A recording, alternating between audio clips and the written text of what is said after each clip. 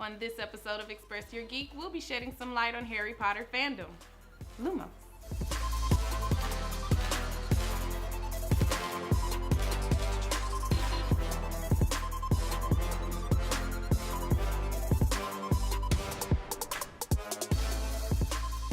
Hey guys, welcome to Express Your Geek. I'm your host, Nisi. Today,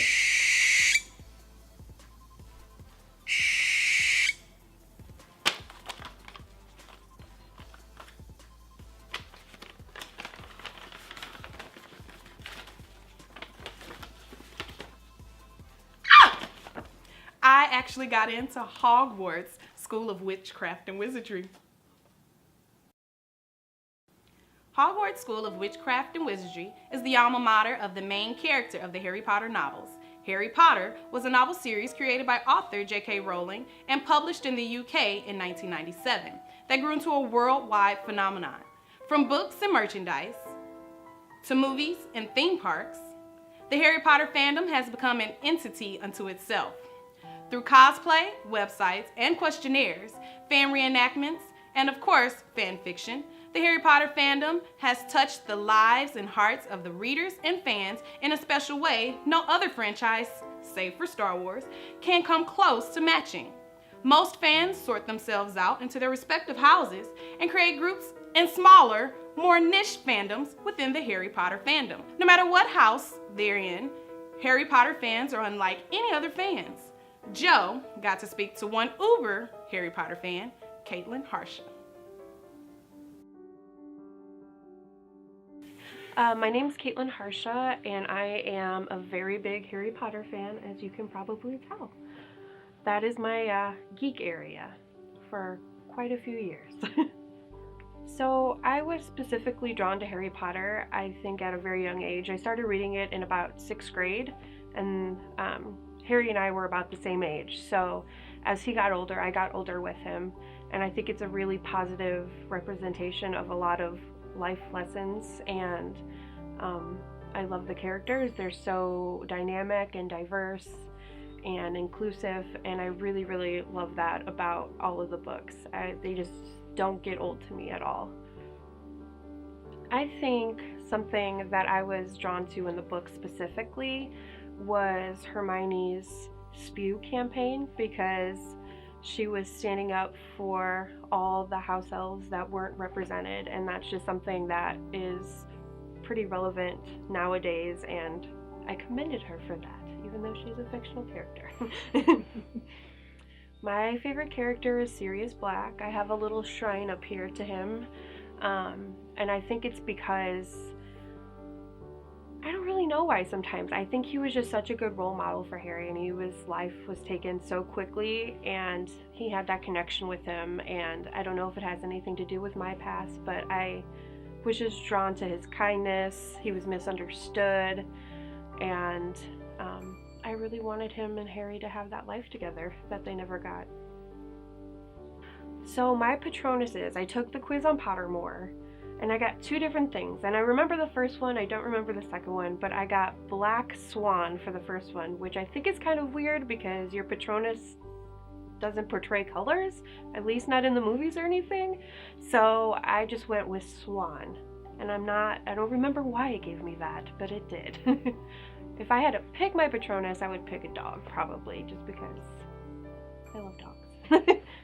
And that's probably another reason why I like Sirius, because he can turn into a dog.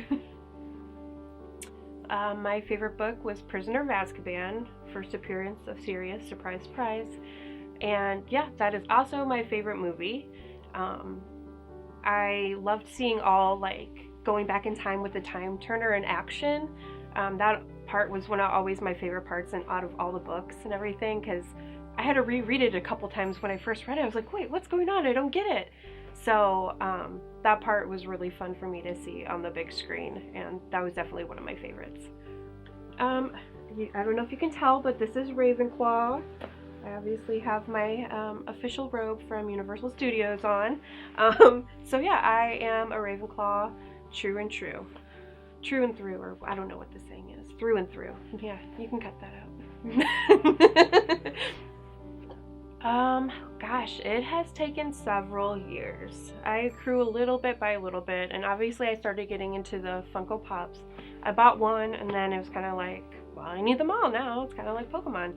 But, yeah, I would say over the past 10 years, maybe a little bit less than that. I've always had the books, but I have several editions now, and I still have more to buy.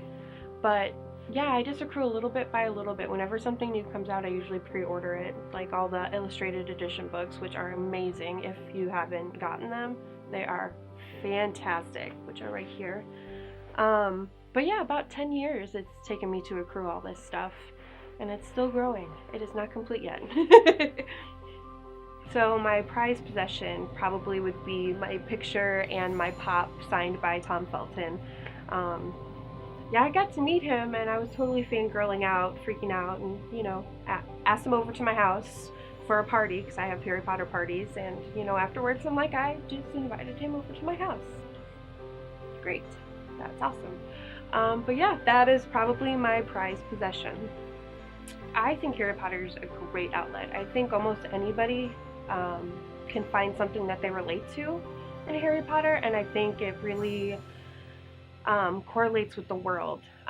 You know, it's all magical and everything, but it really expresses a lot of my feelings. You can relate to the characters, like they're always going through something horrible, of course, but yeah, I think it's a great way to express your geek, amongst many other things. This is just my my choice. So hey, Wanda. Well, that concludes this episode of Express Your Geek. Stay tuned for the next episode where we learn how to use the Force and choose the path of good. Or the dark side. And remember, being a geek is just all about being honest about what you enjoy. So be bold. Express your geek. If you've gotten this far, it means you like this. So go ahead and like, subscribe, and share. Also, don't forget to hit the bell. That way you'll get a notification every time Express Your Geek posts a new video. Stay geeky.